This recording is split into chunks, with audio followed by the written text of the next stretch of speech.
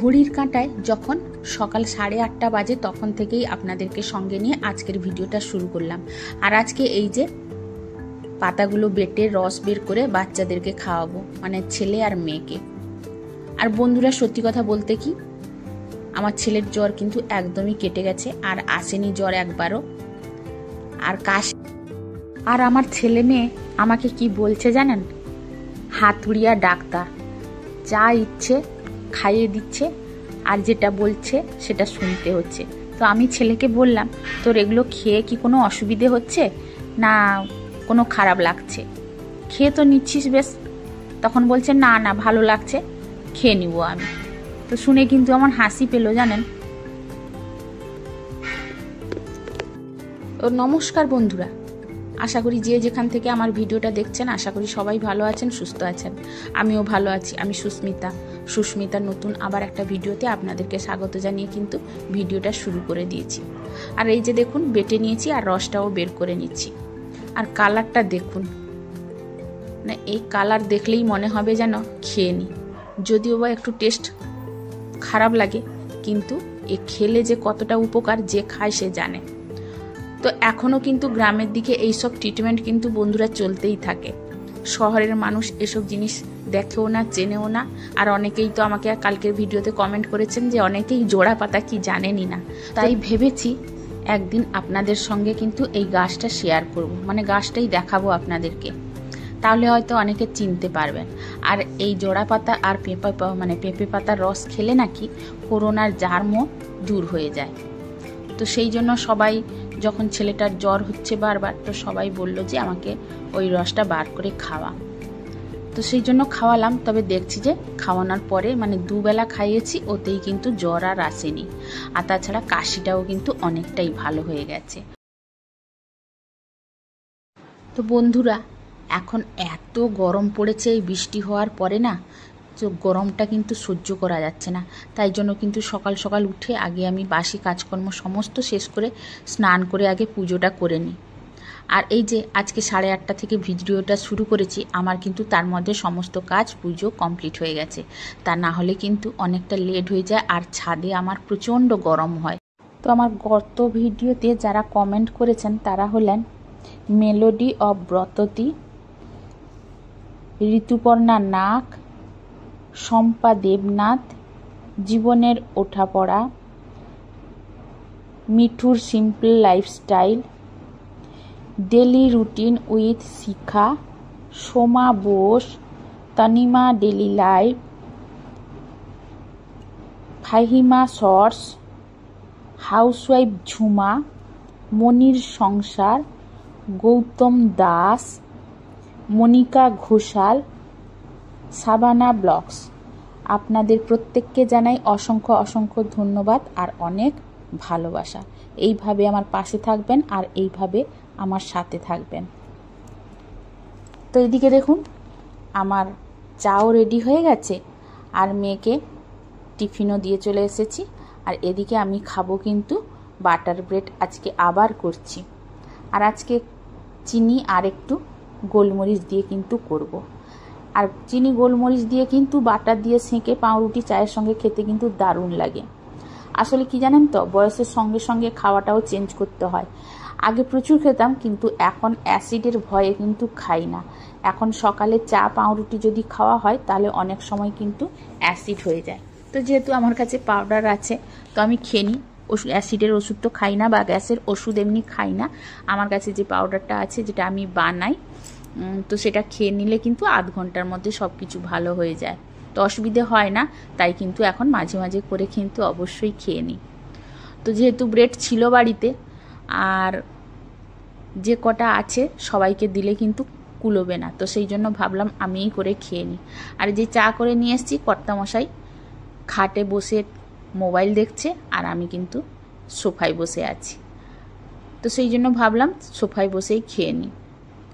তো কর্তামশাইকে দিয়ে দিব, দেওয়া হয়নি। তো তারপরে কিন্তু চা খেয়ে ভাবলাম যে আজকে বিছানাটা তুলে একদম রান্নাঘরে যাব। তো বিছানা চাদরটা একটু চেঞ্জ করব। কারণ কদিন ধরে পাতানো হয়েছে, ভালোই লাগছে না। কারণ এই গরমে বেশি দিন বিছানা চাদর পাতিয়ে রাখলে কিন্তু ভালো লাগে না, কীরকম ময়লাও বেশি হয়ে যায় আর গন্ধ করে কীরকম একটা। তো সেই জন্য ভাবলাম আজকে চেঞ্জই করে দিই।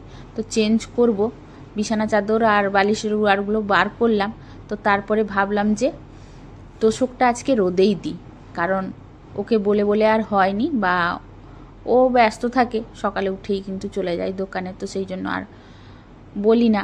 তো তাই ভাবছি যে আজকে নিজেই একটু নিয়ে গিয়ে তোষকটা ছাদে দিয়ে আসবো। তবে আমি রাত্রে ভয়েস দিচ্ছি বন্ধুরা, আজকে অনেক বড় একটা প্রবলেমে পড়ে গেছি।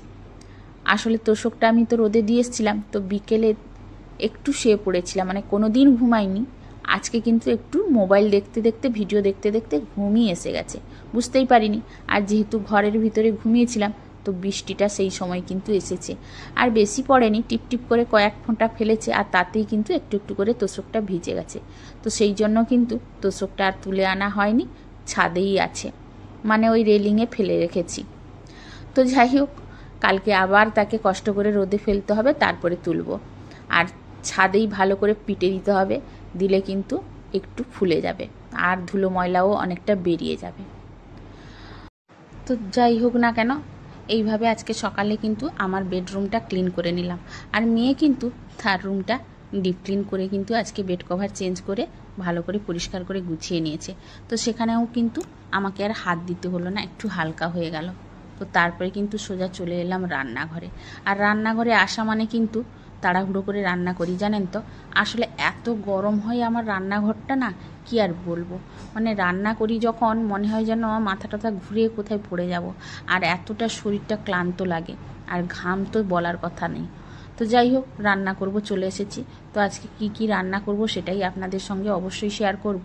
তবে হ্যাঁ, ছেলে যেহেতু আজকে চলে যাবে, তো ও বলল যে মা একটু মালাইকারি করে দাও, আমি মালাইকারি খাবো।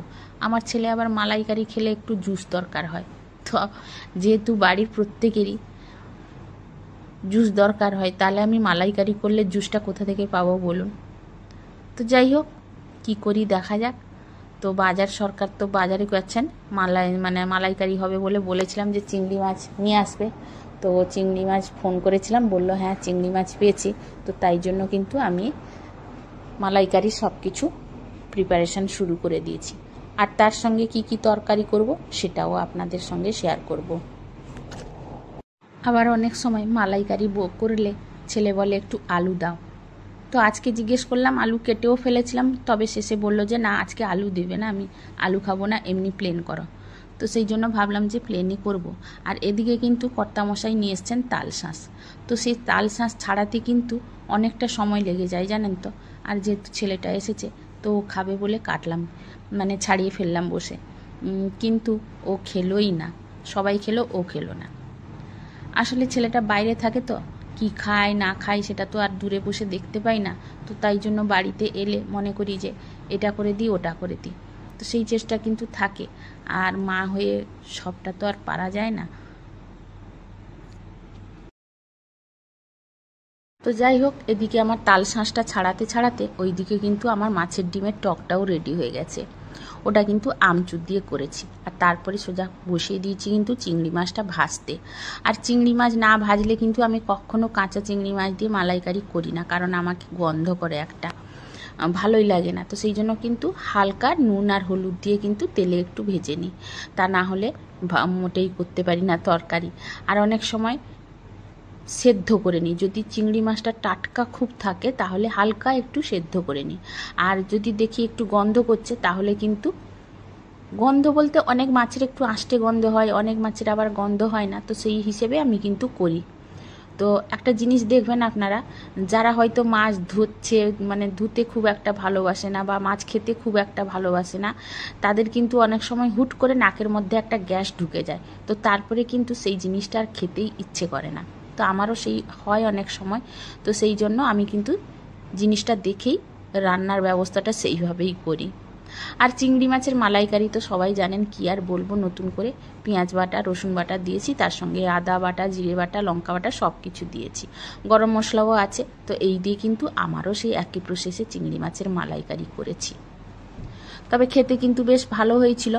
আর ছেলে বলল যে মা তুমি আমাকে মালাইকারি একটু দাও, আমি কলকাতা নিয়ে যাব। আমি বললাম যে তুই কি করে নিয়ে যাবি, জুস তো পড়ে যাবে। বলল একটু শুকনো করে দাও একদম, মানে সেই জন্য আবার আমাদের তরকারি বার করে কিছুটা, ওর জন্য আবার কিন্তু নারকেলের দুধ আবার একটু দিয়ে শুকনো শুকনো একদম করে দিয়েছি। তো সেটা কিন্তু নিয়ে গেছে আর খেয়েও নিয়েছে। যেহেতু আমি রাত্রে ভয়েস দিচ্ছি, তো ওকে জিজ্ঞেস করেছিলাম, তো দুজনের জন্য নিয়ে গেছে, বন্ধুদের জন্য, আর নিজে খাবে। তো বলল যে হ্যাঁ আমরা গরম করে ভাত এনে হোটেল থেকে খেয়ে নিব। তো এই যে দেখুন তরকারিটা কিন্তু একদম শুকনো করে দিয়েছি, আর খেতেও বলছিল মা বেশ ভালো হয়েছে। তো যাই হোক, সেটা আপনাদের সঙ্গে শেয়ার করলাম। আর তারপরে চলে এলাম একটু পটলের ভর্তা করব। পটলটা কিন্তু প্রেসারে সেদ্ধ করে নিয়েছিলাম চেঁচে। তো এবার কিন্তু কড়াই একটু কালো জিরে আর সরষের তেল দিয়েই কিন্তু পটলটা ভেজে নেব।